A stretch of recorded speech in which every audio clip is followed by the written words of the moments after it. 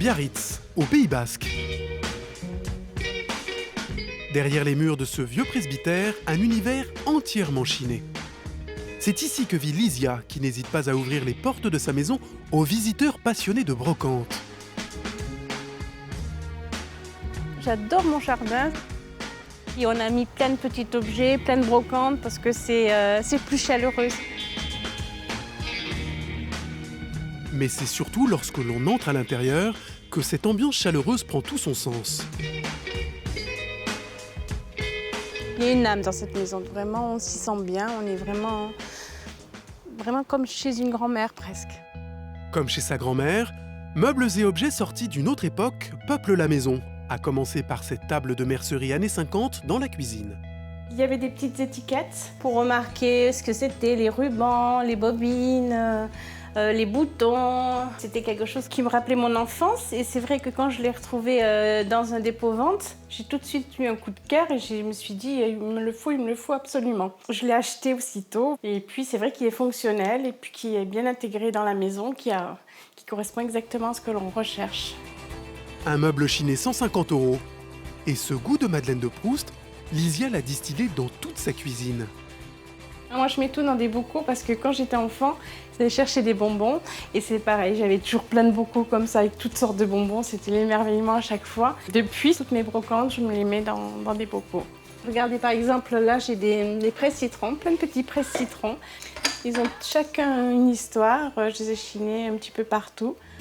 Mais son objet préféré se trouve dans la salle à manger. Sa première trouvaille en brocante, une émotion. Alors ça, c'est d'une bouteille à liqueur et avec une petite danseuse. Quand on allait le dimanche chez ma grand-mère, on secouait la bouteille comme ça. Il y avait des petites paillettes. La danseuse tournait et il y avait une musique. Et c'est vraiment des émotions d'enfance. Un objet d'une grande valeur pour elle, chiné pour à peine 2 €. Je crois que tous les brocanteurs, tous les chineurs cherchent quelque chose, des souvenirs d'enfance en fin de compte.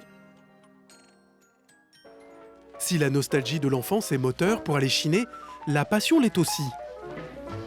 Dans le salon, on trouve d'ailleurs une thématique cinéma, avec au premier rang des fauteuils années 40.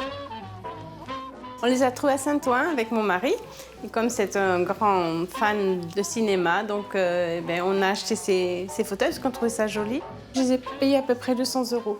Voilà, ils sont sympas parce qu'en plus, il y a des numéros derrière. Quand nos amis viennent, la première des choses qu'ils font, ils viennent s'installer sur le banc de cinéma. Et pour aller avec ces fauteuils de cinéma, rien de tel qu'un projecteur. Ce petit modèle des années 30 est d'ailleurs dans la famille depuis toujours. On a trouvé des petites bobines qui vont avec, qui sont, qui vont vraiment... Ce sont les mêmes, pâté Marconi. On tournait comme ça, voilà. Et le film défilait. Alors donc on a ce petit projecteur et puis en même temps pour le coup on en a acheté un grand. Il y a une lampe dedans et ça éclaire la salle. En chineuse éclairée, Lysia ne manque pas de curiosité pour trouver des objets plutôt insolites. À l'instar de cette ancienne caisse enregistreuse de pub anglais. Et c'est vrai qu'on n'en avait pas vu d'autres. Je pense qu'on l'a payé dans les 800 €. C'est sympa, c'est un bel objet ça. Moi, dans chaque objet, il y a une âme. Je pense toujours, ça a appartenu à qui, comment ça a évolué dans le temps. Et puis, ce sont des objets qui ont été gardés, qui sont en bon état. Donc, c'est des gens qui en ont pris soin. Et puis maintenant, moi, j'en prends soin. Un amour pour les objets que Lysia a transmis à son fils. Il a d'ailleurs choisi de décorer sa chambre avec des jouets anciens qu'il a chinés lui-même pour la plupart. Donc ça, par exemple, c'est une petite voiture que j'ai chinée quand j'avais 8 ans. J'étais allé voir un magasin avec mes parents, c'était un très vieux monsieur qui tenait ça et du coup je m'étais un petit peu échappé pour aller lui parler parce que j'ai vu cette voiture et elle me plaisait énormément. Du coup j'ai demandé s'il pouvait me faire un petit prix. Elle devait être à 100 € et j'ai réussi à l'avoir à 30 €. C'est l'élément le plus important dans tous mes objets à la maison. Des jouets devenus objets de décoration dans les chambres familiales. À l'inverse de la chambre d'amis, véritable cabinet de curiosité. C'est quand même une maison qui est ouverte aux amis, donc j'ai toujours une ou deux chambres à disposition. Et puis j'aime bien mettre des choses un peu rigolotes. Par exemple, ça c'est une mâchoire de requin que j'ai remis aussi sous un globe. des papillons. Et puis j'ai aussi trouvé ce collier que je croyais être un collier. Quand je l'ai acheté, je l'ai essayé, j'étais toute fière. Et en fin de compte, le brocanteur m'a dit que c'était pas un collier, que c'était un cache-sexe. Bon, ça m'a fait beaucoup rire. Le but de Lysia, faire passer des émotions à travers ses découvertes. Ce que j'aime, c'est que les gens, quand ils voient un objet, se projeter un peu plus loin dans leurs rêves, dans leurs souvenirs ou dans un voyage, par exemple. Coucou les amis. Ça va? Ça va. Salut Henri. D'ailleurs, à table, la décoration de Lysia surprend toujours les invités.